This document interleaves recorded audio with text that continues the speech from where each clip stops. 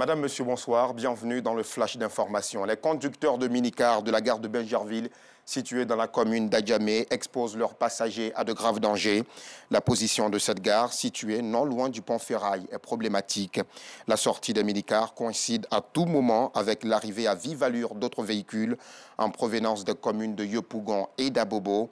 Les machinistes et les responsables de la gare reconnaissent les dangers auxquels ils exposent donc les passagers, mais brandissent l'argument de la recherche de leur pitance quotidienne.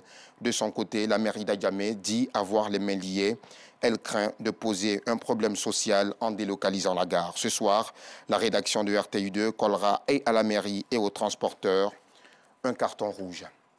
Le monde entier célèbre aujourd'hui la journée internationale de la propriété intellectuelle, une journée qui est placée cette année sous le sceau de l'innovation afin donc de créer un monde meilleur. L'UNESCO a initié un atelier sur la création de l'Observatoire national de la qualité des eaux en Côte d'Ivoire.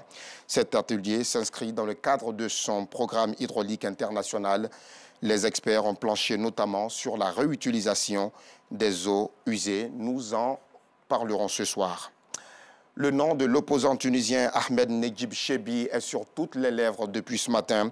Ce vétéran de la scène politique tunisienne a annoncé la création d'un front regroupant plusieurs partis pour sauver, dit-il, la Tunisie de sa profonde crise après le coup de force du président Kais Saïed Essebsi.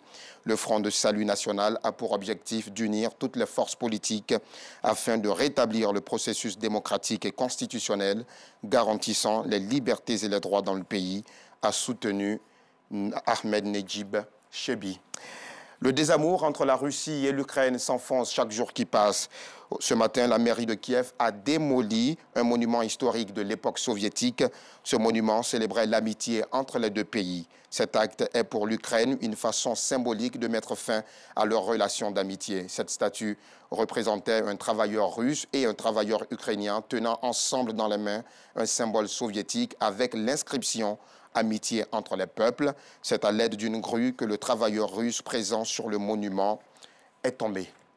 Au Pakistan, 3 ressortissants chinois et leurs chauffeurs ont été tués par une explosion ce mardi 26 avril à Karachi. Selon la police, ce meurtre pourrait être une attaque terroriste visant les intérêts chinois. Le directeur de l'Institut Confucius de la ville faisait partie des victimes. L'explosion a par ailleurs fait plusieurs blessés immédiatement transportés à l'hôpital universitaire. L'attentat a été revendiqué par la brigade Majid au sein de l'armée de libération du Baloutchistan.